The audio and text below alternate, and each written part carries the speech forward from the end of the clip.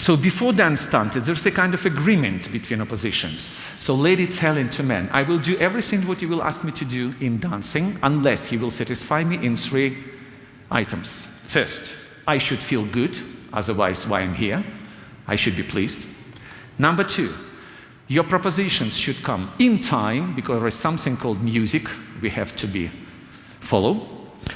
And third, don't forget that I'm your opposition. Don't give me a choice, woman says. If you give me choice, don't be surprised.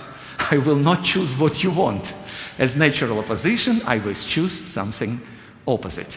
Think about these 3. So, be pleased, command in time, and don't give options for women. But whatever you did 1 and 2, she should like it, so she'll be pleased. Then she will follow number 3 with full desire and full power.